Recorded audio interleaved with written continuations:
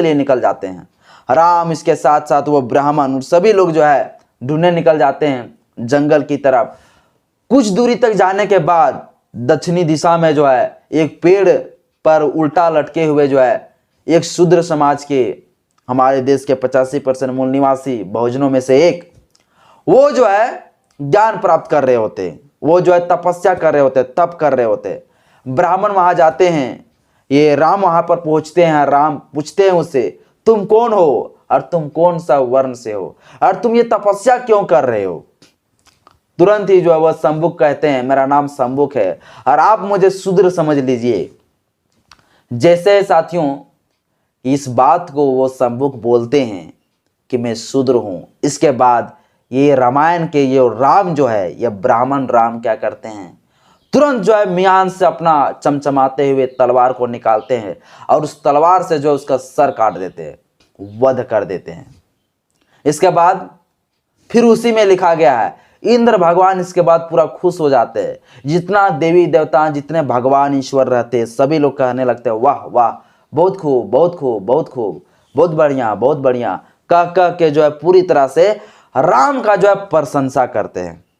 सोच लीजिए साथियों, इस देश के 85% मूल निवासियों को वध किया गया, मारा गया, काटा गया और इसका देवी देवता संतुष्ट हुए हैं, इसका देवी देवता पूरी तरह से प्रसन्न हुए हैं। नमस्कार, आदाब, सत श्री अकाल, जय भीम, जोहार। मेरा नाम है कीर्ति कुमार और आप देखना शुरू कर चुके हैं ये आर्टिकल 19 नंबर 1। आप रामायण जरूर देखे होंगे, आप महाभारत को भी जरूर देखे होंगे। आपके घर में भागवत, गीता, रामायण, महाभारत, पुराण, ये सभी जो है सनातन धर्म के धर्म ग्रंथ किताब जितना है सब जरूर आपके पास होगा। और उस किताब को आप इस प्रकार से सजो कर रखे होंगे, लाल कपड़े से बांधकर, लाल धागे से बांधकर, और उसमें जो है रोज सुबह शाम जो है अगरबत्ती लगाते होंगे और आरती लगाते होंगे।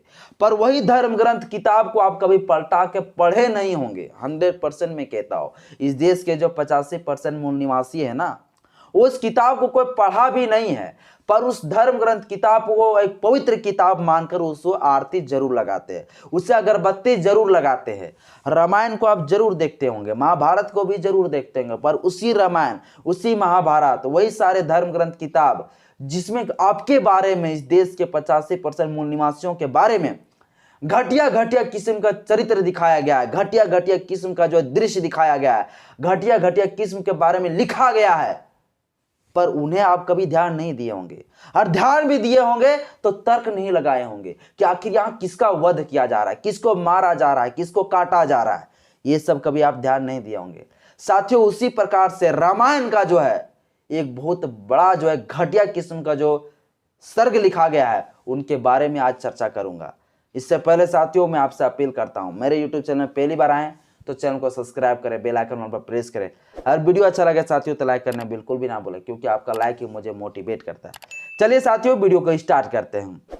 रामायण साथियों, रामायण में 7 कांड है। 7 कांड में से जो उत्तर कांड है, उस उत्तर कांड का जो सर्ग है 73 से 76, उस सर्ग में 73 से 76 में लिखा गया है कि अयोध्या, जो अयोध्या अभी राम जन्मभूमि लोग कहते हैं, वो अयोध्या में जो है एक ब्राह्मण का पुत्र का जो है आकस्मिक बोल सकते हैं अकाल मृत्यु हो जाता है। और वो ब्राह्मण का कहना था कि इस पुत्र का, मेरा पुत्र का जो है मृत्यु इसलिए हुआ है क्योंकि कोई जो है अधर्म वाला काम कर रहा है। क्या है अधर्म? अधर्म मतलब ये होता है कि वो एक ऐसा दौर था, रामायण का एक ऐसा दौर था, महाभारत का ऐसा दौर था, त्रेता युग का एक ऐसा दौर था, द्वापर का ऐसा युग था, जिसमें सिर्फ ज्ञान प्राप्ति करने का जो अधिकार ब्राह्मणों को था, तपस्या करने का अधिकार सिर्फ ब्राह्मणों का था, तप करने का अधिकार सिर्फ ब्राह्मणों को था। इसलिए जो है उस ब्राह्मण को लगता है कि कोई अशूद्र, कोई जो है शूद्र समाज के लोग जो है तपस्या कर रहा है, कोई अधर्म कर रहा है, इसलिए जो है मेरा बेटा का मृत्यु हुआ है। इसलिए जो है वो क्या करते हैं, अपने पुत्र को लेके, उस समय अयोध्या का जो राजा थे बन चुके रहते हैं राम के पास उस डेड बॉडी को, उस शव को लेके पहुंच जाते हैं और राम को कहते हैं कि हे राम, कोई है अधर्मी जो मेरा धर्म को जो है अधर्म कर रहा है, इसलिए जो है मेरा बेटा का जो है अकाल मृत्यु हुआ है। राम जैसे ही सुनता है, इसके बाद पूरी तरह से राम ढूंढने के लिए निकल जाते हैं।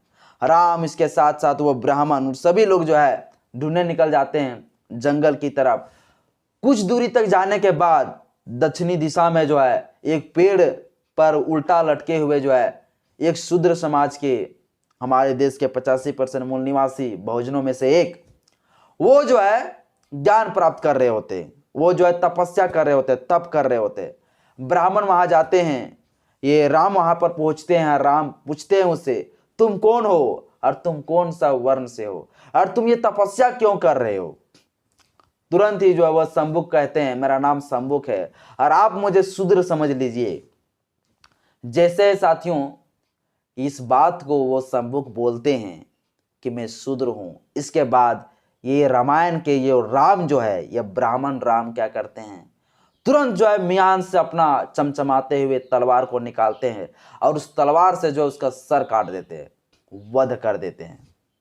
इसके बाद फिर उसी में लिखा गया है, इंद्र भगवान इसके बाद पूरा खुश हो जाते हैं। जितना देवी देवता, जितने भगवान ईश्वर रहते हैं, सभी लोग कहने लगते हैं, वाह वाह, बहुत खूब, बहुत खूब, बहुत खूब, बहुत बढ़िया, बहुत बढ़िया, कह के जो है पूरी तरह से राम का जो है प्रशंसा करते हैं।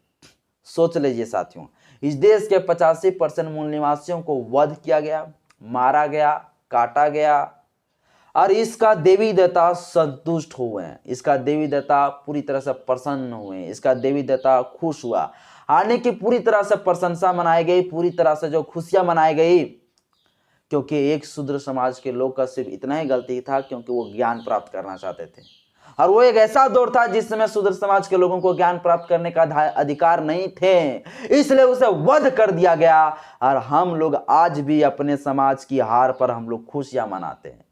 22 जनवरी 2024 के दिन हम लोग जो है घंटा बजाने के लिए तैयार हैं और हम लोग खुशियां मना रहे हैं, लेकिन हमारा ही समाज के लोगों को मारा गया, काटा गया, कत्लेआम किया गया, वध किया गया, सिर्फ इसलिए क्योंकि ज्ञान प्राप्त करना चाहते थे, सिर्फ इसलिए क्योंकि वो पढ़ना चाहते थे, सिर्फ इसलिए क्योंकि वो जो है तपस्या करना चाहते थे, तप करना चाहते थे। और ये अधिकार जो है वो द्वापर युग में, त्रेता युग में नहीं था। त्रेता युग का ये पूरी तरह से घटना है। इन धर्मों के आधार पर त्रेता युग कह लीजिए, आप इतिहास में से त्रेता युग नहीं कहते हैं। तो इस प्रकार से जो है हमारे समाज के साथ अत्याचार किया गया, शोषण किया गया और हमारे लोग जो है उन्हीं का जो धर्म ग्रंथ किताबें हैं वो घर में सजो कर रखते हैं, पर उसको पढ़ने का प्रयास नहीं करता है, उसको समझने का प्रयास नहीं करते हैं। रामायण को देखते हैं, महाभारत को देखते हैं, खुलेआम जो है हमारे समाज के लोगों को मारा जाता है, काटा जाता है, पर कोई भी जो है समझने का प्रयास नहीं करता है कि ये किसके साथ क्या किया जा रहा है। साथियों, ये तरह तरह की जो है घटिया किस्म चीज़ें जो है लिखा हुआ है, इनके बारे में मैं आप लोगों के पास पहुंचाया। मेरा कोई मकसद नहीं कि किसी धार्मिक भावनाओं को ठेस पहुंचाना या हाथ पहुंचाना, कोई भावना नहीं, पर जो ये घटिया किस्म की चीज़ें जो लिखा गया इनके बारे में जो है सार्वजनिक तौर पर पेश करना बहुत ज़्यादा ज़रूरी है, क्योंकि ये सब चीज़ें पूरा दबा के रख दिया गया है। ये सब चीज़ें पूरी तरह से बदला जा रहा है साथियों, ताकि हमारा जो SC ST OBC समाज पूरी तरह से अंधभक्त बने हुए हैं, वो अंधभक्त ही बना रहे, कभी पढ़ लिख कर जो इस सब चीज़ों के बारे में जान ना सके। इसलिए साथियों, बाकी बात आज के इस वीडियो में इतना ही। वीडियो अच्छा लगे तो लाइक करिएगा, चैनल को सब्सक्राइब करिएगा, बेल आइकन पर प्रेस जरूर करें। जय भीम, जय भारत, जय संविधान, जय विज्ञान।